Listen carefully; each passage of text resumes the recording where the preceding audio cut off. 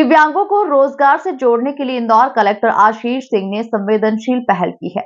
जन सुनवाई के दौरान कलेक्टर ने दिव्यांगों को सिलाई मशीन दी है ताकि वो अपना भरण पोषण कर सके। इतना ही नहीं, जन सुनवाई में पीड़ितों में से किसी को इलाज के लिए तो किसी को स्कूल की फीस के लिए सहायता मिली है। जन सुनवाई में आने वाले पीड़ितों के लिए कलेक्टर आशीष सिंह मसीहा हैं। ऐसा इसीलिए क्योंकि जन सुनवाई में आने वाले पीड़ितों की वो हर प्रकार से मदद करते हैं और उनकी सहायता करते हैं। दिव्यांगों के रोजगार की व्यवस्था करना हो या किसी की आर्थिक मदद करना हो, इंदौर कलेक्टर कभी पीछे नहीं हटते और पीड़ितों की मदद करते हैं।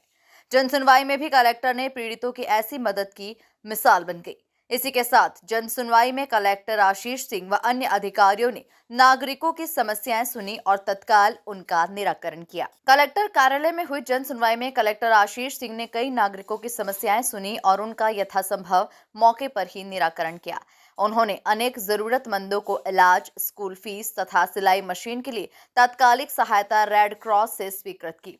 जन सुनवाई में अन्य अधिकारियों ने भी नागरिकों की समस्याएं सुनकर उनका निराकरण किया।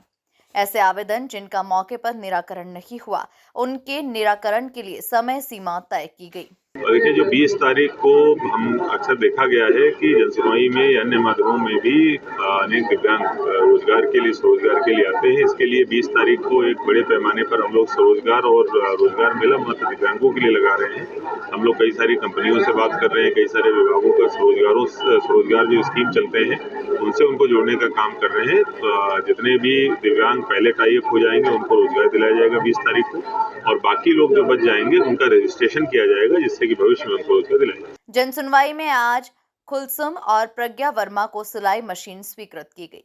प्रज्ञा ने कलेक्टर आशीष सिंह को बताया कि जन्मजात दिव्यांग हूँ, मैंने 12वीं कक्षा उत्तीर्ण की है और मैं फैशन डिजाइनिंग का कोर्स कर रही हूँ।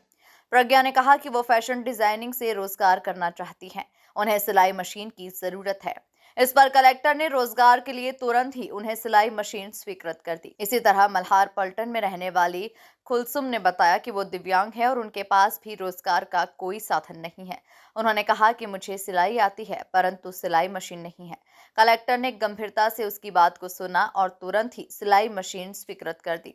इसी तरह जन सुनवाई में धापूबाई, रजनी झाला, धर्म प्रकाश, सपना, विमला, शीतल जोशी, चंद्रशेखर, राजेश मकवाना, सपना, नारायण, तरुण शर्मा, राहुल, राजेश, शांतिबाई, हेमलता सूर्यवंशी, कीर्ति देवीचरण, बबीता, प्रकाश, ललित तथा पूनम चांद की सहित अन्य जरूरतमंदों को भी तात्कालिक आर्थिक सहायता दी गई। देखिए, आज जनसुनवाई में सभी प्रकार के मामले आए हैं और जितने भी विभागों से संबंधित मामले थे उन्हें मौके पर ही कई सारों में निराकरण करने के प्रयास किए गए हैं। सभी को सीएम हेल्पलाइन में भी मार्क किया गया है और इसके साथ साथ कुछ को जो अति आवश्यक लग रहे थे और ऐसा लग रहा था कि काफी दिनों से वो पेंडिंग है, उनको डीएल में भी मार्क किया गया है। इसके साथ साथ कुछ जो आर्थिक सहायता से संबंधित प्रकरण थे उनमें कुछ में सिलाई मशीन या फिर कुछ शिक्षा या स्वास्थ्य के लिए सहायता भी रेड क्रॉस के माध्यम से उपलब्ध। दिव्यांगों की सुनवाई करी गई है, कुछ दिव्यांगों को रेड क्रॉस से सहायता भी उपलब्ध कराई गई है। जो स्कूटी के लिए आवेदन आ रहे हैं, खासतौर पर जो 80% से अधिक विकलांगता रखते हैं उनका यूडीआईडी में रजिस्ट्रेशन कराया जा रहा है और एडिप स्कीम के तहत जो इलेक्ट्रिक स्कूटी है वो उनको प्रदान करने के निर्देश दिए। हमारी जो एक अभियान चल रहा है कि 15 तारीख से पहले जितने भी बच्चे भिक्षावृत्ति में संलग्न हैं उन सभी को रेस्क्यू कराया जाए। इस कड़ी में लगभग 10 के आसपास बच्चों को हमने रेस्क्यू भी कराया है। लगभग 50-60 बच्चों को पाया जो हमने भिक्षावृत्ति करते हुए उनको पेरेंट्स की काउंसलिंग भी करी है।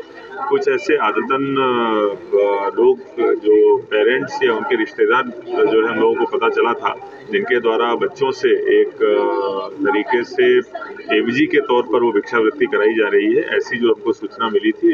ऐसे में एक महिला के खिलाफ हम लोगों ने एफआईआर कराई है। हम लोग ये भी पता करने की कोशिश कर रहे हैं ऐसा कोई गैंग तो सक्रिय नहीं है जो बच्चों से इस प्रकार का काम करवा रहा है।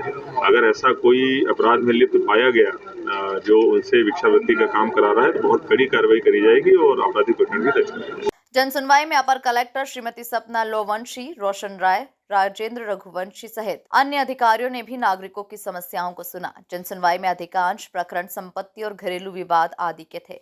इनके निराकरण की समय सीमा तय कर अधिकारियों को सकारात्मक निराकरण के निर्देश दिए गए।